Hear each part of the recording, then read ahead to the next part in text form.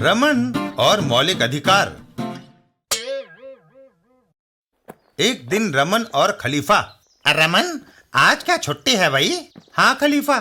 तो आओ फिर शतरंज की बाजी हो जाए। और वह दोनों शतरंज खेलने बैठ जाते हैं।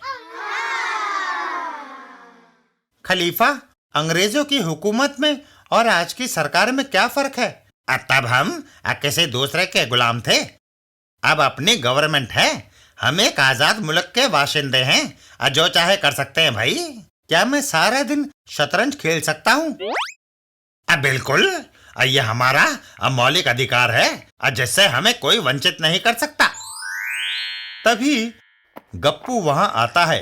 रमन, तुम्हारी बीवी तुम्हें सारे मोहल्ले में ढूंढ रही है। मर गए, वह मुझसे काम कराएगी। मैं इस पर्दे के पीछे छिप जाता हूँ। रमन के छिपते ही कमली वहां आ धमकती है। रमन कहाँ है? अब वो तो यहाँ नहीं आया भाभी। तो शतरंज अकेले खेल रहे हो क्या? कमली रमन को दबोच लेती है। चलो जी, सब्जी काटनी है और घर के सारे जाले उतारने हैं। रमन, खलीफा, अभी हमें अपनी मर्जी से छुट्टी मनाने का मौलिक अधिकार प्राप्त नहीं है। हैं?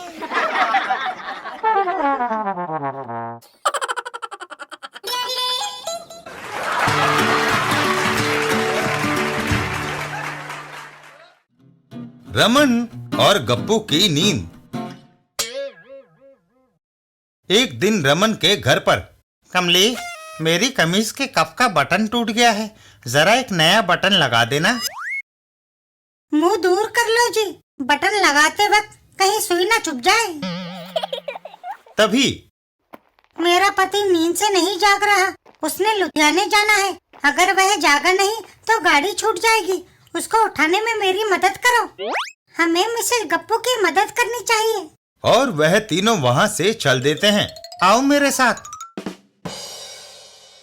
गप्पू के घर पर। मैंने इनके कान के करीब लगातार कनस्तर पीटा, मगर ये है कि घोड़े बेचकर सो रहे हैं। उधर गाड़ी का समय हो गया है। कमली, जरा अपनी सुई देना, मैं उसे यह चुभोता हूँ। दर्द से कराहकर वह उठ बैठेगा। और फिर रमन गप्पू को सुई चुभो देता है। आओ। गप्पू स्टेशन की ओर दौड़ लगाता है। ओह, मुझे लुधियाने की गाड़ी पकड़नी है। रमन और कमली। अब तुम्हारे कफ का बटन नहीं लग सकेगा। चुभी हुई सुई गप्पू के साथ ही चली गई है। हैं?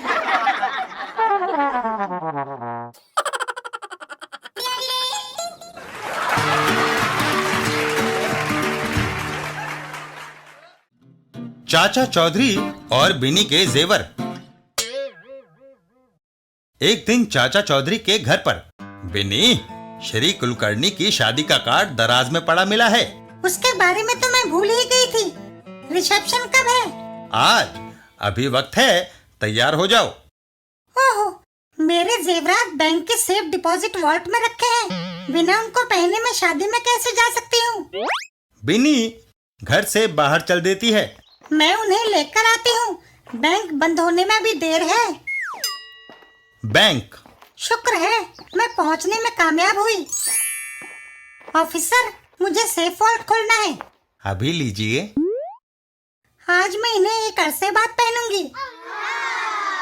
बिनी जेवर लेकर बाहर आ जाती है। लगता है तुम सेफ वॉल्ट की सदस्य हो। हाँ, कीमती चीजें घर में रखना उचित नहीं, चोरी का डर बना रहता है। बिनी उस महिला को अपने जेवर दिखाती है। तुम्हें मेरे जेवर कैसे लगे?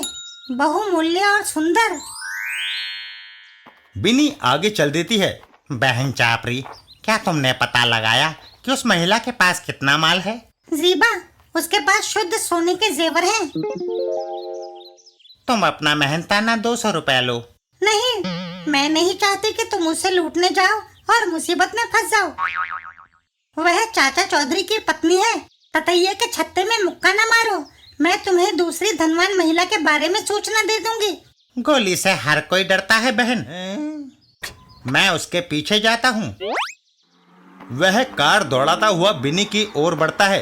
वह बेखबर जा रही है, मैं उसे गिराता हूँ। एक जोरदार टक्कर, सारे जेवर जमीन पर बिखर जाते हैं।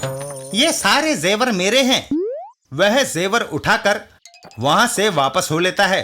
अब मेरा वो कुछ नहीं बिगाड़ सकती। मैं उसे अभी दिन के तारे दिखाती हूँ। बिनी बेलन उठाकर उस चोर के सर पे दे मारती है। आओ! और चोर ढेर हो जाता है। मूर्ख को पता नहीं कि औरत आभूषणों के लिए अपनी जान की बाजी भी लगा देती है। चाची! ऐसी घटना मेरे साथ आज तक नहीं घटी। आओ! इधर चाचा चौधरी के घर पर। साबू, तुम तैयार हो गए? अब तुम्हारी चाची का इंतजार है। बिनी, तुमने लौटने में देर कर दी। एक उचक्के से मुठभेड़ हो गई थी जी। हमें घर में ताला लगाकर शादी में जाना चाहिए। मुझे डर है कि वह डाकू जिसने मेरे जेवर लूटने की कोशिश की थी हमारी उपस्थिति में यहाँ ना आ जाए। सारे जेवर तुमने पहने हुए हैं। पीछे से अगर वह डाकू यहाँ आएगा तो क्या ले जाएगा? क्यों? ये टीवी, वीडियो, अलमारी में रखे कपड़े और नकदी जो है। बिनी, हमारे घर का दरवाजा हमेशा खुला रहता है। हम कोई दूसरा इंतजाम करेंगे। आओ चले।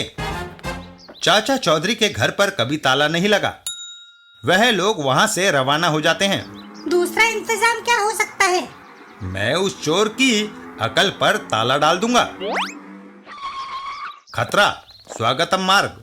अजय, कार से उतरकर कहाँ चल दिए? सिर्फ उस सड़क के बोर्ड तक। चाचा चौधरी बोर्ड का रुख बदल देते हैं और वहां से चल देते हैं। तुमने स्वागतम मार्ग की पट्टी दूसरी सड़क की तरफ क्यों कर दी? चोर को चक्कर में डालने के लिए। शादी के रिसेप्शन पर। अफसोस है कि साबू का चेहरा फोटो में नहीं आएगा। मुस्कुराइए। साबू, फोटो ना सही, खाना भरपेट तो मिला। इधर वह उचक्का। जीबा, मैंने तुम्हें कहा था कि उस महिला से न टकराओ। बहन चापरी, उसे लूटे बिना मुझे चैन नहीं आएगा। मुझे उसके घर का पता बता दो। मिसेस चाचा चौधरी का घर स्वागतम मार्ग पर है। यह सुनकर वह वहां से रवाना हो जाता है। बस इतना काफी है। मैं उसके पूरे परिवार को लूट कर आता हूँ। ये तो गया काम से। स्वागतम मार्ग। वह साइन बोर्ड बताता है कि दाएं तरफ जाने वाली सड़क पर मिसेस चाचा चौधरी का घर है। मुझे उधर मुड़ना चाहिए। और वह गाड़ी को मोड़ लेता है। अबे बच गए। थोड़ा आगे जाने पर ओह, परिणाम स्वरूप कहीं मुझसे गलती हो गई। उधर चाचा चौधरी, हम कामना करते हैं कि तुम्हारा जीवन सुखमय बीते। अब हम चलते हैं। जल्दी चलो, मुझे फिक्र है कहीं वह डाकू हमारे घर को लूट कर न ले गया हो। बिनी, निश्चिंत रहो। हमारे घर की सुई भी अपनी जगह से नहीं हिलेगी। उधर वह उचक्का, मैं उस महिला को लूट कर ही वापस लौटूंगा। क्यों भाई, क्या तुम श्रीमती चाचा चौधरी का घर जानते हो? वह रहा सामने। वह पिस्तौल लेकर घर के अंदर घुस जाता है। अब अगर किसी ने मेरे साथ कोई चाल चली तो मैं गोली मार दूंगा। अरे, अंदर तो कोई नहीं है। चलो, अच्छा है, बिना किसी हुज्जत के मैं वीडियो और दूसरा सामान ले जा सकूंगा। घर के बाहर। जल्दी अंदर चलो, मुझे लगता है कि हमारे पीछे से कोई आया है। घर के अंदर। तुम आ गई। सामान के साथ तुम्हारे जेवर भी मेरे साथ जाएंगे। चलो जल्दी उतारो उन्हें, नहीं तो गोली मार दूंगा। बिन्नी सारे जेवर उतार कर उसे दे देती है। लो। ओह ओह, आज तुम्हारी चालाकी कहाँ गायब हो गई? तुम, मुझे जाना है। अपनी कार की चाबी दो। और फिर सामान, जेवर और कार, वह सब कुछ ले जा रहा है। अभी उसने हमारा अहाता पार नहीं किया। घर के अहाते में। ओह, ये क्या? बोलो, तुम्हारे साथ क्या सलूक किया जाए? रहम, मैं अब कभी इधर का रुख नहीं करूंगा। और साबू के छोड़ते ही वह बेतहाशा दौड़ लगा देता है। भागो।